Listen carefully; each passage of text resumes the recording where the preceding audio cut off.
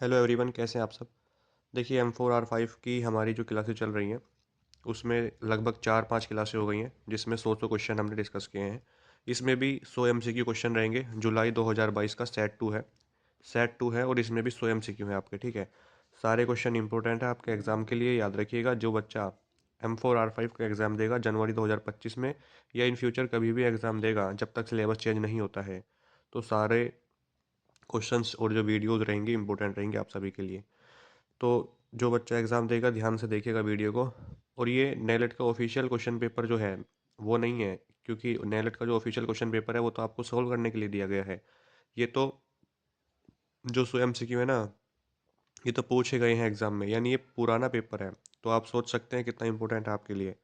तो देखिए किस तरीके के क्वेश्चन नेलेट पूछता है, किस तरीके से डिज़ाइन करके, किस तरीके की लैंग्वेज होती है क्वेश्चन की, वो सब कुछ पता चल जाएगा। हालांकि हमने पहले भी डिस्कस किया है, तो इस वीडियो में भी हम वो पढ़ने वाले हैं। 100 क्वेश्चन रहेंगे। तो वीडियो को लाइक प्लीज़ कर दीजिएगा और चैनल को सब्सक्राइब नहीं किया है आपने तो प्लीज़ कर दीजिएगा। पहला क्वेश्चन है, एक मॉडरेटर की भूमिका है। The role of a moderator is focus on group, smooth running of discussion, गतिशीलता का प्रबंधन, या ये सभी। तो इसमें से कह रहा है कि कौन सा है भूमिका, तो इसमें ऑप्शन नंबर डी लगाएंगे आप। ऑल ऑफ दीज, यानी उपरोक्त सभी, ये सभी हैं। ठीक है, इसमें ऑप्शन नंबर डी हो जाएगा। क्वेश्चन को ध्यान से देख लो, मैं फिर आपसे कह रहा हूँ same to same question exam में देगा, फिर आप घूम जाओगे कि यार मैंने क्वेश्चन तो देखा है, ऑप्शन भी देखे हुए लग रहे हैं, लेकिन ये याद नहीं आ रहा कौन सा ऑप्शन सही था। तो इसलिए ध्यान से आंखों को खोल के, कानों को खोल के सुनो और देखो कि क्या पढ़ाया जा रहा है और किस तरीके से। किसी क्वेश्चन में डाउट लगता है तो कमेंट बॉक्स में उसको बताइएगा, वहाँ पे आपको जो है रिप्लाई किया जाएगा कि आपकी बात सही है गलत है। IoT, सबसे पहले फुल फॉर्म याद रखिएगा। IoT की इंटरनेट ऑफ थिंग्स होती है। IoT आर्किटेक्चर के प्रभावी चरण क्या है। कह रहा है कि प्रभावी चरण, internet gateway as information sensor और एक्चुएटर, डेटा सेंटर और क्लाउड विश्लेषण, या ये सभी। तो इसमें भी डी ही लगाएंगे, ऑप्शन नंबर डी। मैंने आपसे कहा था जो मेरी वीडियोज़ हैं कि इस तुक्का कैसे लगाएं, जिस क्वेश्चन का आंसर ना आता हो। तो अगर सारे ऑप्शन पॉजिटिव हैं और ऑप्शन नंबर डी में उपरोक्त सभी है और आपको उसका आंसर नहीं पता, तो आप ऑप्शन नंबर डी पे जो उपरोक्त सभी है उसको लगा के आगे बढ़ जाइएगा। ठीक है, अगर आपको आंसर नहीं आता है, अगर आता है तो फिर अपने हिसाब से लगाइए। अगर तीन ऑप्शन यह पूछ रहा है कि कौन सा कथन गलत है और एक तीन पॉजिटिव है एक नेगेटिव है, तो पॉसिबिलिटी रहती है कि वो नेगेटिव वाला ही उसका आंसर है। यानी पूछ रहा है ना कि कौन सा गलत है, तो ऐसे में वही नेगेटिव वाला ही आंसर होगा। जैसे कह देता है कि ये क्या नहीं कर सकता है या ये क्या कर सकता है, तो उसमें ऑप्शन में दे सकता है कि ये नहीं कर सकता, तो वही आपका हो सकता है। बाकी क्वेश्चन को पढ़ के थोड़ा सा कॉमन सेंस से करिएगा। नेक्स्ट क्वेश्चन है, थर्ड क्वेश्चन है यहाँ पर। किस प्रकार का IoT संचार संचार मॉडल दिशात्मक और पूर्ण वैध है। Which type of IoT communication model is bidirectional and fully duplex की बात कर रहा है। कह रहा है कि कौन सा है इसमें से। तो इसमें से पब्लिक सब्सक्राइबर पब्लिक सब्सक्राइब है, रिक्वेस्ट रिस्पॉन्स है, पुश पुल है और एक्सक्लूसिव पेयर है। तो इसमें से भाई सी लगाएंगे आप। ठीक है, ऑप्शन नंबर सी इसका यहाँ पे सही होने वाला है, बाकी के नहीं है। फुली डिप्लेक्स यही है। IPv4, देखिए IPv4 यानी इंटरनेट प्रोटोकॉल वर्जन 6। ये IPv4 पुराना है, IPv6 नया है। सबसे फेमस IPv4 ही है, क्योंकि IPv6 तो नया है। अब यहाँ पर बात हो रही है कि IPv4 और IPv6 में जो है एड्रेस कितने बिट का होता है, बात ये है। तो आपको कई बार मैंने M1R5 की वीडियोज़ में बताया है, यहाँ पे भी बता रहा हूँ। IPv4 32 बिट का होता है। अब देखिए 32 बिट ऑप्शन बी में भी है, ऑप्शन सी में भी है। 128 हटा देंगे, 16 हटा देंगे। अब 100, इसमें 32 है, 64 है। अगर यहाँ पे पूछता IPv4 और मैक, तो यहाँ पे ऑप्शन नंबर सी होता आपका। लेकिन यहाँ पर पूछा IPv4 और IPv6, तो ऑप्शन नंबर यहाँ पे आपका सी हो जाएगा सही आंसर। IPv4 32 बिट और IPv6 जो है 128 बिट का होता है। इसलिए यहाँ पर सही जो आंसर लगाएंगे आप, ऑप्शन नंबर सी हो जाएगा आपका, 32 बिट और 128 बिट। अगर यहाँ पर पूछ ले IPv6 और IPv4, तो फिर उल्टा हो जाएगा, 128 बिट पहले और 32 बिट बाद में आएगा। तो इस तरीके से जिस तरीके से पूछा है उसी तरीके से आंसर करना है, आगे पीछे नहीं। नेक्स्ट क्वेश्चन है, IoT आर्किटेक्चर के लिए प्रयुक्त प्रोटोटाइप हार्डवेयर है, कौन सा है। तो मैंने आपको शायद ये क्वेश्चन जनवरी 2023 में जो क्वेश्चन पेपर आया था वो भी मैंने आपको बताया था। तो इसमें ऑप्शन नंबर डी लगाएंगे आप, उपरोक्त सभी। शायद सेम ही क्वेश्चन है ये। 8051, ये भी मैंने आपको बताया था। 8051 4 बिट माइक्रो कंट्रोलर है, 12 बिट माइक्रो कंट्रोलर है, 8 बिट माइक्रो कंट्रोलर है, 16 बिट माइक्रो कंट्रोलर है। मैंने आपको बताया था ना कितने बिट है, तो ये 8 बिट माइक्रो कंट्रोलर हो जाएगा। ऑप्शन नंबर इसमें भी लगाएंगे। जो बच्चा पुरानी वीडियो देख के आया है, यानी कल और जो परसों अपलोड किया है, उसमें भी ये क्वेश्चन पूछा था और फिर पूछा है, देखिए। तो मैं आपसे इसीलिए कहता हूँ प्रीवियस ईयर से बहुत से क्वेश्चन आपके एग्जाम में आएंगे, कम से कम पास होने लायक तो आप कर ही सकते हैं।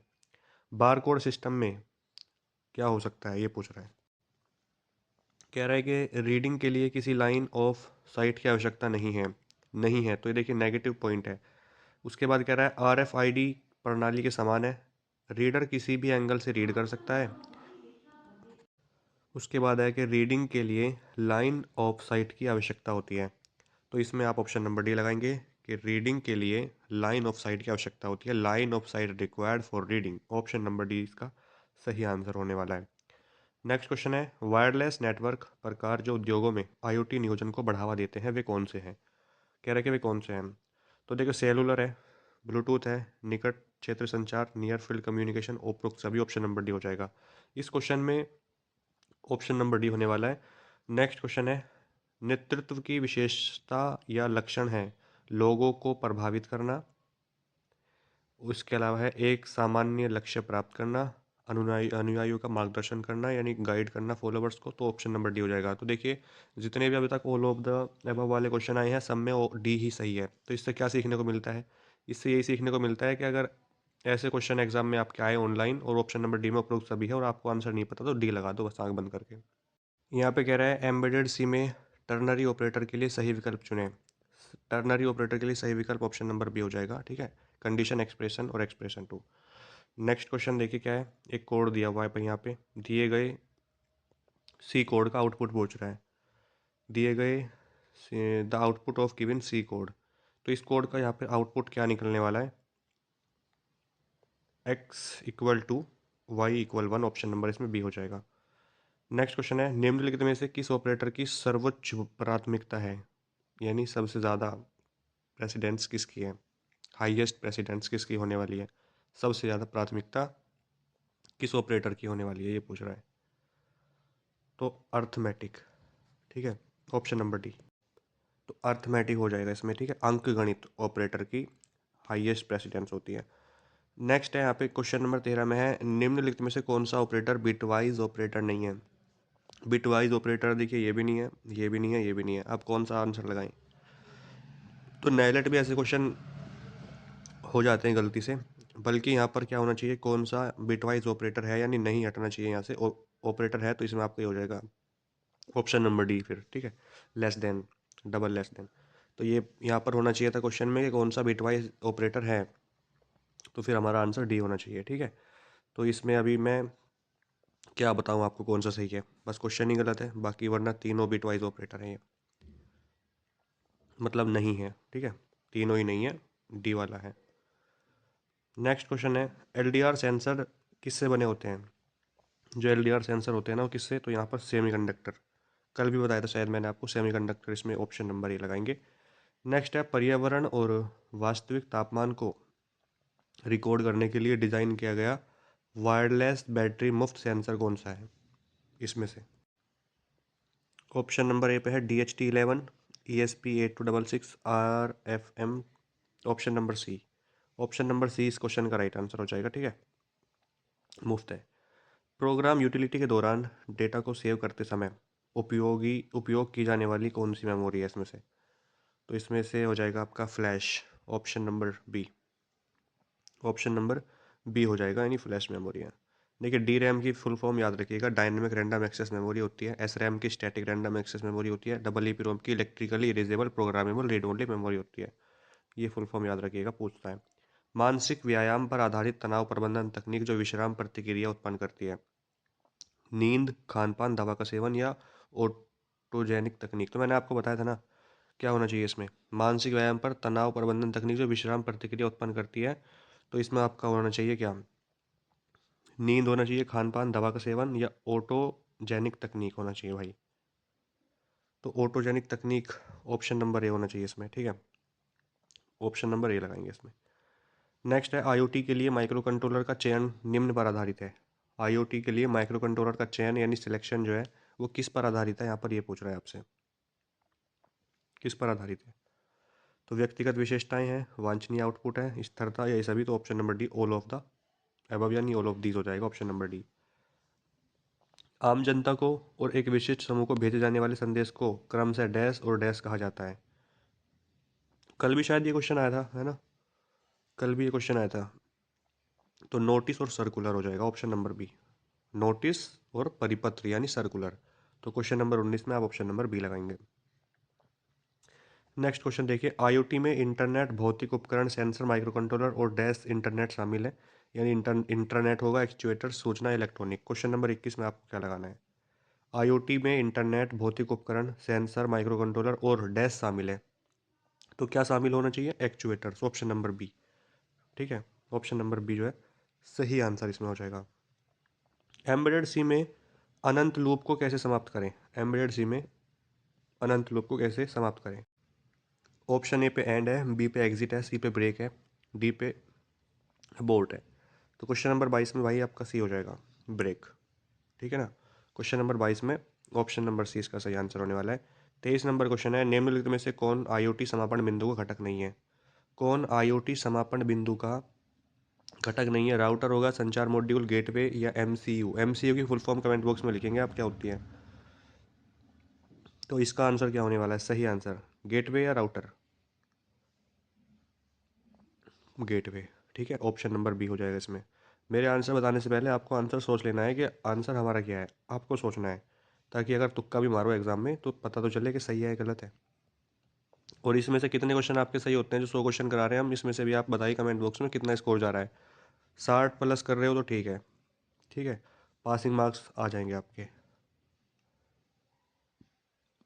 दैनिक, साप्ताहिक, मासिक, डैश जैसे समय अंतराल में तैयार की जाने वाली नियमित रिपोर्ट क्या कहलाती है?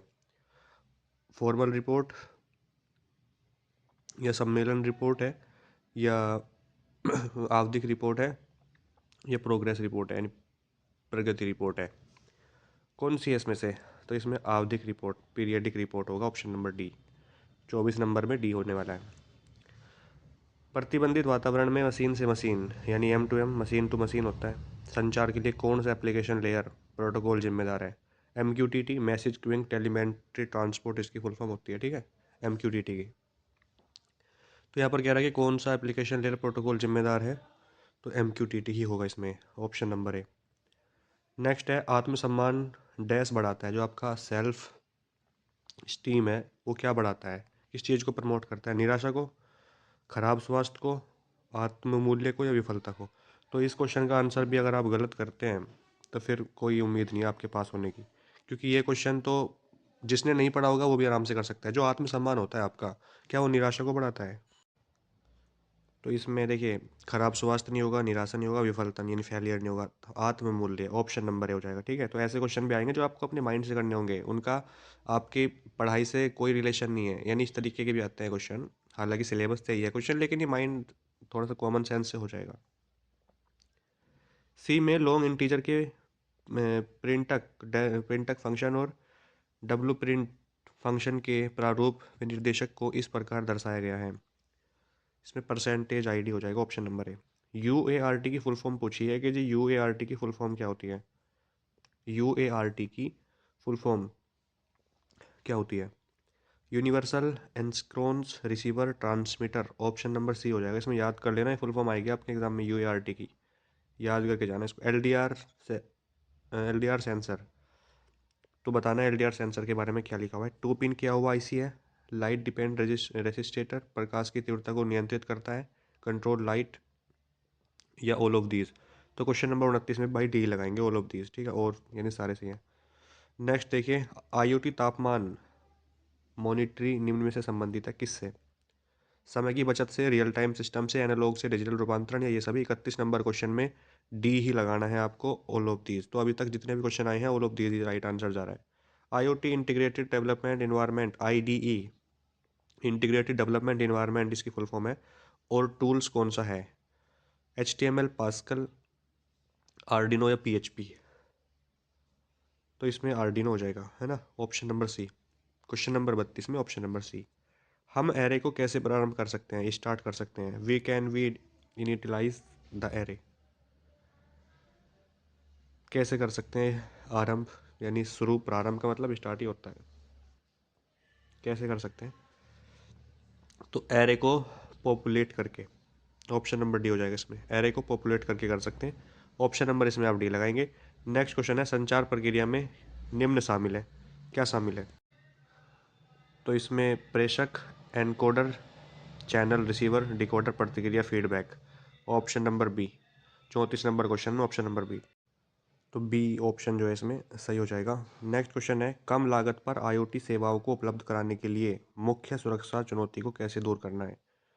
कम लागत पर आईओटी सेवाओं को, सॉरी सुरक्षा को नहीं, आईओटी सेवाओं को उपलब्ध कराने के लिए मुख्य सुरक्षा चुनौती को कैसे दूर करना है? खुली सुरक्षा, मापनीयता, डिटैचमेंट, या इनमें से कोई नहीं। तो इसमें क्या हो सकता है? मापनीयता, स्केलेबिलिटी, ऑप्शन नंबर बी हो जाएगा इसमें। सही आंसर क्या होगा? ऑप्शन नंबर बी होने वाला है। नेक्स्ट क्वेश्चन है, टीसीपी आईपी मॉडल में transmission control protocol internet protocol होता है इसका full form. TCP IP model में निम्नलिखित लेयर का उल्लेख नहीं किया गया है, यानी टीसीपी आईपी में कौन सी लेयर नहीं है ये पूछ रहा है। टीसीपी आईपी में आप जानते हैं 4 लेयर होती हैं, ठीक है, और ओएसआई में 7 लेयर होती हैं, ठीक है। तो ये कह रहा है टीसीपी आईपी में कौन सी लेयर नहीं है? प्रेजेंटेशन लेयर नहीं होती, नेटवर्क नहीं होती, एप्लीकेशन नहीं होती है, ट्रांसपोर्ट लेयर नहीं होती है। कौन सी नहीं होती है? तो प्रेजेंटेशन लेयर हो जाएगा इसमें। नेटवर्क लेयर है, एप्लीकेशन लेयर, ट्रांसपोर्ट लेयर है, लेकिन प्रेजेंटेशन लेयर नहीं होती है, इसमें ऑप्शन नंबर ए लगाएंगे, ठीक है। नहीं, इस यानी इसका उल्लेख नहीं किया गया है। नेक्स्ट क्वेश्चन देखिए, श्री राहुल, ये क्वेश्चन सेम आया था 2023 में भी। श्री राहुल अपनी परियोजना को पूरा करने और लागू करने के बाद प्रतिक्रिया मांग रहे हैं, ये क्या कहलाता है? तो self awareness, option number B. Option number B हो जाएगा। नियंत्रण प्रणाली में ओपन लूप सिस्टम के उदाहरण है। नियंत्रण प्रणाली में ओपन लूप सिस्टम के एग्जाम्पल कौन से हैं, यहाँ पर ये पूछ रहा है। तो देखिए, traffic light toaster, traffic light तापमान कंट्रोल, ट्रैफिक लाइट स्वचालित धुलाई मशीन, ये ऑप्शन नंबर डी, यानी सभी हो जाएगा। नेक्स्ट है फंक्शन पीजीएम रीड, यहाँ पर दे रखा है, फ्लैश मेमोरी से डैश पढ़ता है, एड्रेस है, पूर्णांक है, स्ट्रिंग है, या डेटा फाइल है, क्या है ये? तो इसमें क्या हो जाएगा? तो इसमें इंटीजर हो जाएगा, ठीक है। क्या पढ़ता है फ्लैश मेमोरी से? इंटीजर्स पढ़ता है, ऑप्शन नंबर बी है। आर्डिनो आईडीई में बूट लोडर क्या है? कोड का एक टुकड़ा है, स्केच शुरू करता है, मेमोरी स्पेस में संग्रहित है, ये सभी है। तो 41 नंबर क्वेश्चन में आप आंख बंद करके लगाएंगे ऑप्शन नंबर डी। आर्डिनो एक डैश है। आर्डिनो यहाँ पर पूछ रहा है कि आर्डिनो क्या है? ओपन सोर्स टेक्स्ट एडिटर है, वेब प्रोग्रामिंग भाषा है, इनमें से कोई नहीं है, या web open source electronic platform है। तो ये सेम क्वेश्चन आपको मैंने बताया था ना, ओपन सोर्स इलेक्ट्रॉनिक प्लेटफॉर्म हो जाएगा, टेक्स्ट एडिटर नहीं है, वेब प्रोग्रामिंग भाषा भी नहीं है, ठीक है। तो इसमें ऑप्शन नंबर जो बी है ना, वही सही लगाएंगे आप, open source electronic platform B. जैसा कि दिखाया गया है, आर्डिनो के साथ एक एलईडी इंटरफेसिंग का तात्पर्य है। तो यहाँ पर दे रखा है एलईडी बंद और चालू अलग अलग वीसीसी द्वारा एलईडी बंद और चालू या बेहतर ओपी के लिए विलंब को इंट्रोड्यूस कर सकते हैं, ये सभी। तो 43 में भी आपका डी ही हो जाएगा, ऑप्शन नंबर डी है। 44 में है SQ3R रीडिंग कॉम्प्रिहेंशन विधि में 3R क्या है? जो यानी SQ3R लिख रखा है ना यहाँ पर, ये 3R, तो यहाँ पर कह रहा है कि 3R क्या है इसमें से? Read, recite and review, read, remember and review, read, recite and recall, read, recite and retain. तो 44 में क्या लगाएंगे आप? क्वेश्चन नंबर 44 में क्या लगाने वाले हैं? रीड, रिसाइट एंड रिव्यू, ठीक है। जो 3R के यानी फुल फॉर्म पूछ रहा है, 3 बार जो आ रहा है इसका मतलब क्या होगा? तो read, recite and review, option number A इसमें हो जाएगा। नेक्स्ट है 45 है, डैश एक डॉक्यूमेंट है जिसे अदालत में सबूत के रूप में इस्तेमाल किया जा सकता है। सबूत के रूप में इस्तेमाल किसे कर सकते हैं? नोटिस है, लेटर है, ईमेल है, मिनट्स है। देखिए, ऐसे क्वेश्चनों के आंसर क्या हो सकते हैं, इसमें कन्फ्यूजन रहता है बहुत ज़्यादा। अदालत में सबूत के तौर पे, तो इसमें मिनट्स, मीटिंग के दौरान जो होता है, मिनट्स लगा रहा हूँ मैं यहाँ पे, ऑप्शन नंबर बी। हालांकि नोटिस भी हो सकता है इसमें, लेकिन मिनट्स ज़्यादा पॉसिबिलिटी है सही होने की, ठीक है। आपका क्या इस पे विचार है? 45 पे कमेंट बॉक्स में मुझे बताइएगा ज़रूर। जो बच्चे एडवोकेट हैं या एलएलबी कर रहे हैं या कर चुके हैं, वो इसको थोड़ा सा ज़्यादा समझ सकते हैं। आईओटी आर्किटेक्चर में पब्लिक क्लाउड कंप्यूटिंग की भूमिका है, या किसी के घर में कोई एडवोकेट है उसको दिखाइए उस क्वेश्चन को, वो आपको इसका सही आंसर हो सकता है बता पाए, लेकिन मिनट्स भी इसका राइट आंसर लगता है मुझे। आईओटी आर्किटेक्चर में पब्लिक क्लाउड कंप्यूटिंग की क्या भूमिका है, ये पूछ रहा है। तो रिमोट प्रोसेसिंग पावर, ठीक है, ऑप्शन नंबर बी लगाएंगे। इसमें क्या भूमिका है? रिमोट प्रोसेसिंग पावर की। ऑप्शन नंबर बी हो जाएगा। नेक्स्ट है 47 है, संचार माध्यम के रूप में ईमेल की अनिवार्य विशेषता है या विशेषताएं हैं, कौन सी है? यानी सभी भी हो सकते हैं, कोई एक भी हो सकता है, इसलिए यहाँ पे विशेषताएं लिखा है। अगर एक है तो विशेषता, और दो दो या दो से ज़्यादा है तो विशेषताएं होंगी। तो 47 में भी आपका क्या होने वाला है? स्वचालित फाइलिंग है, स्वचालित पुनर्प्राप्ति या संदेश की प्रतिक्रिया प्रतियां भेजने की सुविधा, या ये सभी। तो ऑल ऑफ दीज हो जाएगा इसमें भाई, ठीक है। ऑप्शन नंबर डी लगाएंगे 47 में, जो कि सही है। कौन सा ज्ञापन का समानार्थी नहीं है? सर्कुलर है, ज्ञापन है, संदेश है, मिनट है। ज्ञापन का समानार्थी यानी सिनोनिम से नहीं है, मीमो का। Which is not the synonyms of memo. तो इसमें से आपका सर्कुलर, ऑप्शन नंबर ए, ठीक है, ये हो जाएगा। सेंसर सिग्नल को एनालॉग से किस डोमेन में बदलते हैं? सेंसर सिग्नल में सेंसर सिग्नल को एनालॉग से किस डोमेन में बदलते हैं? इलेक्ट्रिकल है, मैकेनिकल है, या डिजिटल है, या डी पे दे रखा है ए और बी दोनों है। तो ए और बी दोनों, यानी डिजिटल और इलेक्ट्रिकल, यानी ए और बी दोनों हो जाएगा, इसमें बदल सकते हैं। माइक्रो कंट्रोलर क्या है? एम्बेडेड सिस्टम है, हार्डवेयर है, एप्लीकेशन स्पेसिफिक है, या ये सभी है? तो 50 नंबर क्वेश्चन में आपका ऑल ऑफ दीज, यानी उपरोक्त सभी होने वाला है, ये सभी। Micro controller, hardware, embedded system, application specific सभी है। आईओटी आईओटी सक्षम प्रौद्योगिकी में निम्नलिखित शामिल है, क्या शामिल है ये पूछ रहा है।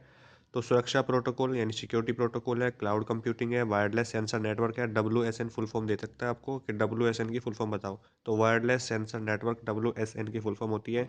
तो आईओटी सक्षम प्रौद्योगिकी में शामिल है ये सभी। ऑप्शन नंबर इसमें डी लगाएंगे। एम्बेडेड सी में लिटरल्स का क्या मतलब है? एम्बेडेड सी में लिटरल्स का मतलब क्या होता है ये पूछ रहा है। तो एक स्ट्रिंग स्थिरांक, option number D. Question number 52 में डी हो जाएगा। आर्डिनो कोड के बारे में क्या सच है? तो सेटअप फंक्शन एक स्टार्ट फंक्शन है, स्केच के रूप में भी जाना जाता है, लूप फंक्शन को बार बार निष्पादित करता है, एग्जीक्यूट करता है, या ये सभी। तो 53 नंबर क्वेश्चन में ऑप्शन नंबर डी लगाएंगे, ऑल ऑफ दीज। अब तक जितने भी क्वेश्चन आए हैं सभी में ऑप्शन नंबर डी है। लगभग 10 क्वेश्चन आ चुके हैं, 10 क्वेश्चन अब तक MCQ में आ चुके हैं, जिसमें ऑप्शन नंबर डी आपका सही जा रहा है। आर्डिनो कोड के बारे में सारी बातें सही हैं। जो लूप फंक्शन है बार बार निष्पादित करता है, एग्जीक्यूट करता है। तो दो ऑप्शन अगर आपको सही लग रहे हैं ना, तो वो फिर आप ऑप्शन नंबर डी पे जाएं, क्योंकि स्केच के रूप में भी जाना जाता है, ये बात तो सच है ही। चलो इसके बात को जानते हैं, और ये बार बार निष्पादित करता है, इसको मैं दो ही बात जानता था, लेकिन ऑप्शन नंबर डी पे उपरोक्त भी है तो मैं वही लगाऊंगा ना फिर। Arduino dot H header file के बारे में जो कथन सत्य है वे कौन से हैं? अब सारे सत्य हो सकते हैं या नहीं हो सकते, देखिए पढ़िए। आर्डिनो सॉफ्टवेयर हेक्स फाइल को अपलोड करता है, बात सही है। आर्डिनो को सभी कोर कार्यक्षमता तक पहुंच प्रदान करता है, ये भी सही है। दो बात अगर सही है तो ऑप्शन नंबर डी पे ये सभी यानी ऑल ऑफ दीज हो जाएगा। स्टेट स्टे स्टोकेस्टिक नियंत्रण प्रणाली है, स्टोकेस्टिक नियंत्रण यानी कंट्रोल सिस्टम हैज। अब यहाँ पर कह रहा है feedback with unknown random actions, positive feedback with unknown random actions, negative feedback with unknown random access, all of these. तो क्वेश्चन नंबर 55 में भी ऑप्शन नंबर डी हो जाएगा, ऑल ऑफ दीज, यानी ये सभी। कीवर्ड प्रोग्राम प्रोग्राम उपयोगिता के परिवर्तनशील संशोधक है, यह किस हेडर फाइल में है? तो मैंने शायद आपको कराया भी था, किसमें है? तो ये आपका AVR, इसमें ऑप्शन नंबर बी हो जाएगा। 56 नंबर क्वेश्चन में भी लगाएंगे। सेम क्वेश्चन बताया था मैंने आपको परसों, जो वीडियो हुई थी हमारी जनवरी 23 वाली।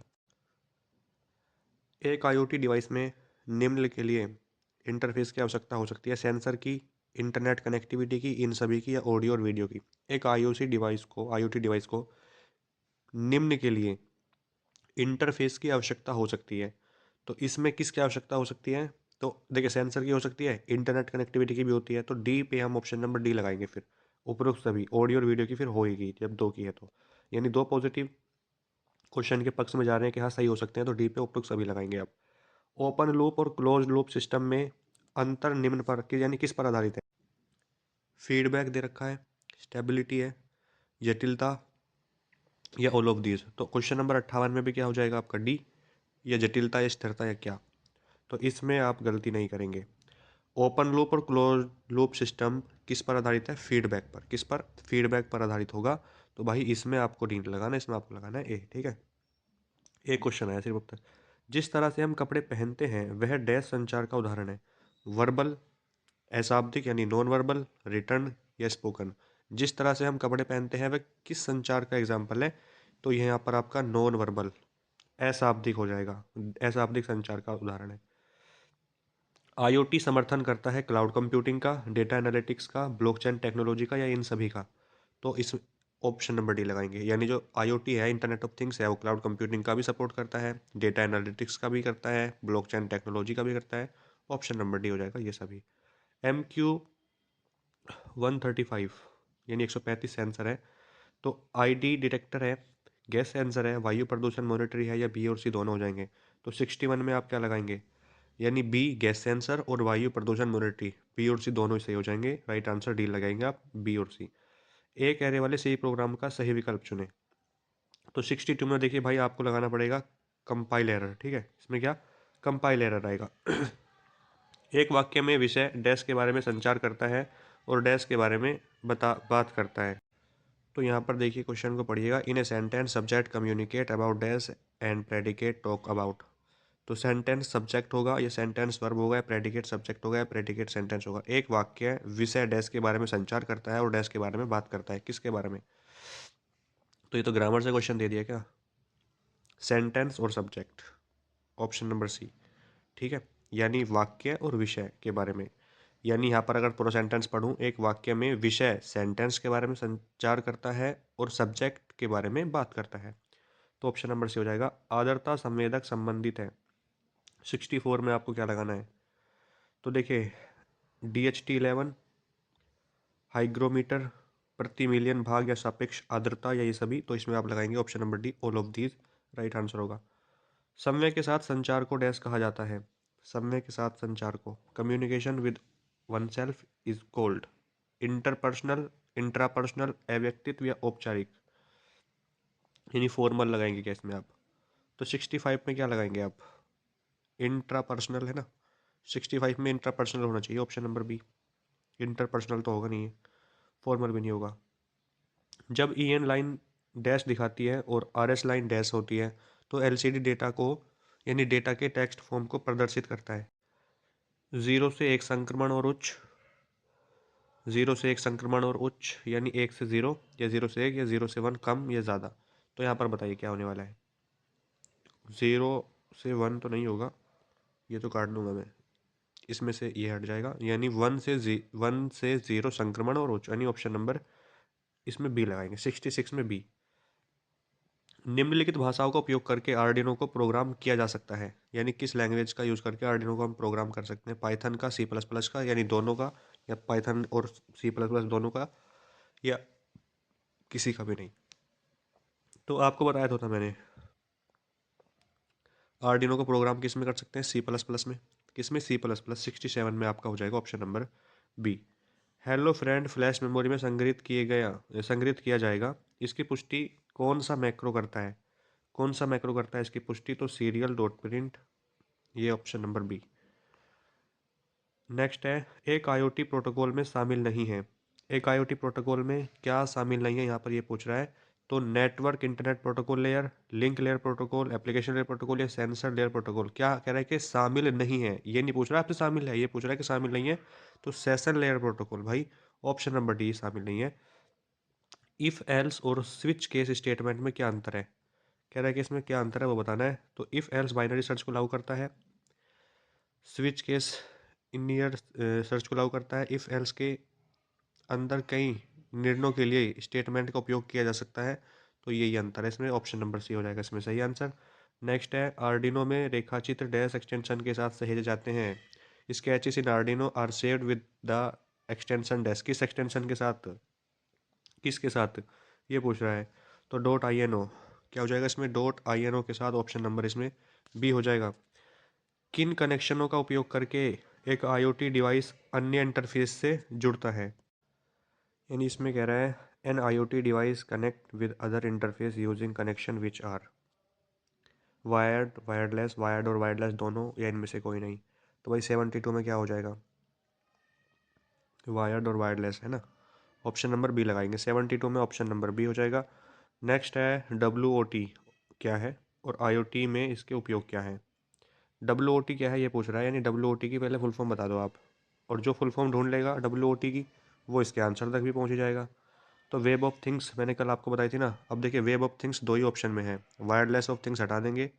यानी अगर आप देखें ध्यान से, तो वायरलेस ऑफ थिंग्स नहीं होगा, वायरलेस ऑफ थिंग्स नहीं होगा, वेब ऑफ थिंग्स ठीक है। अब कह रहा है इसके आईओटी में इसके क्या उपयोग हैं, आईओटी में इसका क्या उपयोग है, तो इसमें क्या हो जाएगा, वेब ऑफ थिंग्स, ठीक है। और इम्प्रूव करता है किसको, इंटर ऑपरेबिलिटी में सुधार भी करता है ये, इम्प्रूव करता है यानी। तो इसमें ऑप्शन नंबर सी लगाएंगे आप, वेब ऑफ थिंग्स, ठीक है।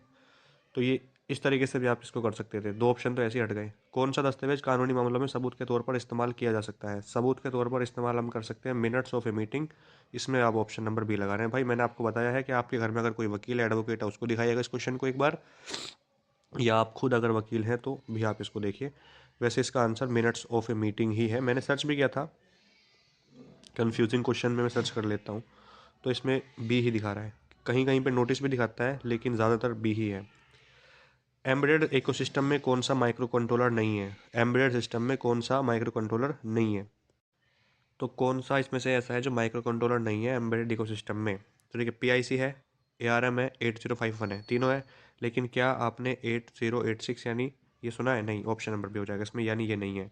IoT के लिए उपयोग की जाने वाली संचार प्रौद्योगिकियां हैं, ब्लूटूथ है, जिग्बी है, वाईमैक्स है, या ये सभी हैं, यानी कौन सी होंगी बताइए।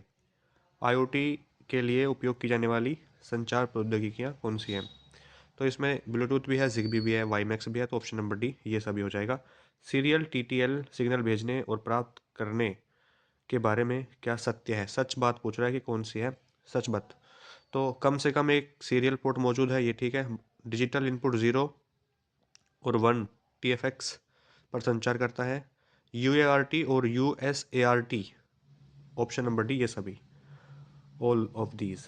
IoT अनुप्रयोगों में ESP8266 का क्या उपयोग है, कम लागत वाला वाईफाई मॉड्यूल है, या चिप और माइक्रो प्रोसेसर है, या इन बिल्ट HTTP सॉफ्टवेयर है, HTTP यानी hyper text transfer protocol software है, या उच्च लागत वाला वाईफाई मॉड्यूल है। तो 78 में क्या हो जाएगा आपका, कम लागत वाला वाईफाई मॉड्यूल है, 78 में ऑप्शन नंबर ए हो जाएगा। नेक्स्ट है, DC मोटर की गति को आर्डिनो द्वारा निम्न का उपयोग करके नियंत्रित यानी कंट्रोल किया जा सकता है। DC मोटर की गति को आर्डिनो द्वारा, तो PCM, PPM, PWM या QAM, तो इसमें आपका PWM हो जाएगा, option number C. Microprocessor में या माइक्रो प्रोसेसरों में निम्नलिखित घटक अंतर्निहित यानी शामिल होते हैं, एम्बेडेड होते हैं। रैम, रैंडम एक्सेस मेमोरी, रोम, रीड ओनली मेमोरी, या मेमोरी, इनमें से कोई नहीं। तो क्वेश्चन नंबर 80 में इनमें से कोई नहीं, ऑप्शन नंबर डी, ठीक है। 80 नंबर में डी लगाएंगे। कौन सी विशेषता IoT को परिभाषित करती है, ऐसी कौन सी है, विच फीचर डिफाइंड IoT, स्थानीय नेटवर्क है, सेल्फ कॉन्फ़िगरिंग है, या नॉन चेंजिंग कंडीशंस है, या नॉन इंटरऑपरेबल प्रोटोकॉल है। तो 81 में आपका हो जाएगा सी, ठीक है, सेल्फ कॉन्फ़िगरिंग। एक स्थिर चर को इस प्रकार घोषित किया जा सकता है केवल वेरिएबल डिक्लेरेशन एरिया में, या मेन फंक्शन के बाद कंसिस्ट नंबर इंट, या डिफाइन फंक्शन डिफाइन नंबर 35। तो इसमें डी हो जाएगा, हैश डिफाइन नंबर 35। 82 में आप लगाएंगे डी। 83 है, IoT जो है, IoT टर्मिनल लोगों के निर्माण को बढ़ावा देता है, डिवाइस, नेटवर्क, या क्लस्टर, या थिंग्स। तो 83 में आपको क्या लगाना है, नेटवर्क, या क्लस्टर, या थिंग्स, या डिवाइसेस। तो इसमें क्लस्टर होना चाहिए, ऑप्शन नंबर सी। 83 में सी लगा रहे हैं। अध्ययन यानी ज्ञान प्राप्त करने की एक कला है, यह मूल रूप से एनकोड है, अनुवाद है, डिकोड है, या इनमें से कोई नहीं है। तो 84 में आपका डिकोड हो जाएगा, ऑप्शन नंबर सी। 84 में सी लगाएंगे। पैरा लैंग्वेज मेटा कम्युनिकेशन का एक हिस्सा है जो गैर मौखिक संचार से संबंधित है। पैरा लैंग्वेज मेटा कम्युनिकेशन एक हिस्सा है जो गैर मौखिक संचार से संबंधित है। इसे डैश के रूप में भी जाना जाता है। तो इसमें वोकलिक्स लगाएंगे आप, ऑप्शन नंबर डी हो जाएगा इसमें, ठीक है ना। वोकलिक्स के रूप में पहचाना जाता है इसको। माइक्रो कंट्रोलर में एक्सटर्नल एक्सेस का उपयोग किसके लिए किया जाता है, माइक्रो कंट्रोलर में एक्सटर्नल एक्सेस का उपयोग किस लिए करते हैं हम, पेरिफेरल्स के लिए, या मेमोरी इंटरफेसिंग के लिए, विद्युत आपूर्ति के लिए, लैच के लिए। तो memory interfacing, option number C. Next है आपके सामने, इंटरफेसिंग करते समय कीबोर्ड पिन रुकावट पैदा कर सकता है जिसे कहा जाता है, जिसे हम क्या कहते हैं, तो external hardware interrupt, option number C. नियंत्रण वॉल्व में स्प्रिंग का मूल काम क्या है, नियंत्रण वॉल्व में स्प्रिंग का मूल काम क्या है ये पूछ रहा है। तो सिग्नल दबाव के अनुसार वॉल्व की स्थिति के लिए डायग्राम का विरोध करें। हवा की विफलता होने पर वॉल्व बंद कर दें, हवा की विफलता होने पर वाल्व खोलें। तो ऑप्शन नंबर 20 का सही आंसर होगा यहाँ पर। 88 में आप भी लगाएंगे, ठीक है। हमलों और खतरों के प्रति आईओटी डिवाइस संवेदनशील होते हैं। उनमें से एक क्रिप्टोनालिसिस अटैक है, जिसका अर्थ है एन्क्रिप्शन जानकारी को पुनः प्राप्त करना। मेलिशियस कोड इंजेक्ट करें। एन्क्रिप्शन को तोड़ने के लिए सिफर टेक्स्ट खोजें या हार्डवेयर के साथ छेड़छाड़ करें। अब छेड़छाड़ करें, इससे क्या मतलब है? एन्क्रिप्शन को तोड़ने के लिए सिफर टेक्स्ट खोजें, तो 89 में ऑप्शन नंबर सी लगाएंगे। एरे के चौथे एलिमेंट तक पहुंचने के लिए सही विकल्प चुनें। एरे के चौथे एलिमेंट तक पहुंचने के लिए सही विकल्प चुनें, तो इसमें आप लगाएंगे ऑप्शन नंबर बी। किसी व्यक्ति के व्यवहार और दृष्टिकोण का वर्णन करने वाली स्थायी विशेषता डैश कहलाती है। किसी व्यक्ति के व्यवहार और दृष्टिकोण यानी नज़रिए का वर्णन करने वाली स्थायी विशेषता क्या कहलाती है? शिक्षा, फाइनेंशियल स्टेटस, एजुकेशन, पर्सनैलिटी या आपकी जॉब प्रोफाइल। तो इसमें क्या लगाएंगे आप? क्या सोचते हैं आप इस क्वेश्चन के बारे में? तो इसमें आपका हो जाएगा व्यक्तित्व लक्षण यानी personality traits, option number B. 92 में है वे प्रमुख विशेषताएं जिन पर ओएसआई और टीसीपी आईपी मॉडल। अब ओएसआई में ओपन सिस्टम इंटरकनेक्शन 7 लेयर होती है और TCP IP transmission control protocol internet protocol, इसमें 4 लेयर होती है। दो क्वेश्चन बनेंगे आपके यहाँ से फुल फॉर्म से और इनकी लेयर कितनी होती है इससे। तो ओएसआई मॉडल स्वतंत्र जेनरिक प्रोटोकॉल है और टीसीपी आईपी पर संचार प्रोटोकॉल है। ओएसआई मॉडल में ट्रांसपोर्ट लेयर डिलीवरी की गारंटी देता है, सी पे और भी दोनों है, और टीसीपी आईपी में 7 लेयर। देखिए टीसीपी आईपी में मॉडल में 7 परतें होती हैं क्या, तो ये ऑप्शन तो आप हटा देंगे ऐसे ही, ठीक है। ये ऑप्शन तो ऐसे हट जाएगा। अब यहाँ पर बचे दोनों ऑप्शन सही है, यानी ऑप्शन नंबर सी हो जाएगा। यहाँ ए और बी दोनों इसकी गारंटी भी है, देता है, ट्रांसपोर्ट लेयर डिलीवरी में गारंटी देता है। भविष्य के आईओटी ट्रस्ट इंफ्रास्ट्रक्चर प्रत्यक्ष मानव संपर्क के बिना ही उपकरणों के बीच महत्वपूर्ण व्यापार बातचीत के लिए डैश प्रौद्योगिकी पर आधारित है। XML, डॉटनेट, ब्लॉकचेन, इनमें से कोई नहीं। इसमें से कोई नहीं तो होगा नहीं, लेकिन ब्लॉकचेन हो जाएगा, ऑप्शन नंबर सी। आईओटी आधारित प्रणालियों के मुख्य घटक हैं सेंसर, एक्चुएटर है, माइक्रो कंट्रोलर है, या ये सभी हैं। तो 94 में आप लगाएंगे ऑप्शन नंबर डी, यानी सारे के सारे हैं। सेंसर भी है, एक्चुएटर भी है, माइक्रो कंट्रोलर भी है। आर्डिनो यूएनओ में कितने पीडब्ल्यूएम पिंस होते हैं? कितने पीडब्ल्यूएम की फुल फॉर्म लिखेंगे आप? How many pins does the Arduino UNO have? 1, 2, 4 या 6? तो कितनी होती हैं आपको बताना है। तो 6 हो जाएगा। इसमें कितनी पिंस होती हैं भाई? 6 होती हैं। आर्डिनो आईडीई में ऑप्टीबूट बूटलोडर क्या है? ऑप्टीबूट बूटलेटर क्या है ये पूछ रहा है। तो डिफ़ॉल्ट बूटलेटर है या एटमेगा 328P? ये तो माइक्रो कंट्रोलर है आर्डिनो यूएनओ में। एटमेगा 328P, पी का मतलब पी को पावर होता है। आरएम करने के लिए 1024 बाइट लेता है, या डिफ़ॉल्ट बूटलेटर। तो इसमें आप ऑप्शन नंबर ए लगाएंगे, है ना? यही होगा इसमें, ऑप्शन नंबर ए हो जाएगा। एक फंक्शन में एक सारणी को पारित किया जाता है। एक फंक्शन में एक सारणी को पारित किया जाता है। Address, relocation, function argument, call by value, call by reference. तो इसमें क्या लगाएंगे? कॉल बाय रेफरेंस, है ना? ऑप्शन नंबर डी हो जाएगा इसमें राइट आंसर। नेक्स्ट है मेमो की भाषा समझने के लिए डैश और डैश होनी चाहिए। मेमो की आपको लैंग्वेज समझनी है तो क्या होना चाहिए आपके अंदर? तो इसमें क्या लगाएंगे? स्पष्ट होनी चाहिए और आसान, यानी मेमो की भाषा समझने के लिए वो स्पष्ट होनी चाहिए और आसान होनी चाहिए, तभी तो समझ पाएंगे। एक सारणी एक सारणी अनुक्रमणिका XYZ डैश से शुरू होती है। 0, -1, 1 और 2 किससे शुरू होती है? तो ये 0 से शुरू होती है। लास्ट क्वेश्चन है आज का। IR सेंसर का उपयोग किया जा सकता है या किया जाता है? IR सेंसर का उपयोग किया जाता है नमी निवेदन, एनालॉग सिग्नल, GPS ट्रैकिंग या ऑब्जेक्ट डिटेक्शन। तो इसमें आप लगाएंगे भाई object detection, option number C. तो 100 क्वेश्चन हो चुके हैं आपके कंप्लीट यहाँ पर, और मैंने आपको लगभग 500 क्वेश्चन आईओटी के कंप्लीट करा दिए। इससे पहले जो सिलेबस था वो पूरा करा दिया था, जुलाई 2022 उसमें, हाँ 23 में कराया था, 24 में भी कराया था। तो जो बच्चे कंटिन्यू देख रहे थे वीडियो वो और अच्छा रिवीजन करके जाएंगे तो उनके और अच्छा ग्रेड आ सकता है, नंबर अच्छे आएंगे। बाकी जिसने कुछ भी नहीं पढ़ा है अभी तक, जॉब किसी जॉब वगैरह में यानी इतना टाइम नहीं मिलता है, तो जो वीडियो प्लेलिस्ट बनाई है उसमें कम से कम 5 वीडियो हो गई होंगी, अब उनको देख लीजिएगा। लगभग 400-500 क्वेश्चन है, इनको देख के जाएंगे तो आप जो है पास तो कम से कम हो ही जाएंगे भाई, ठीक है। तो वीडियो को लाइक करके जाइएगा, चैनल को सब्सक्राइब जरूर कर दीजिएगा अगर नहीं किया आपने। थोड़ा सपोर्ट आप करोगे तो हमें अच्छा लगेगा, हम आपके लिए और इसी तरीके से मेहनत करते रहेंगे। किसी क्वेश्चन में डाउट लगता है कमेंट बॉक्स में उसको मुझे बताइएगा, वहाँ पर आपको रिप्लाई किया जाएगा। Thank you, bye, take care.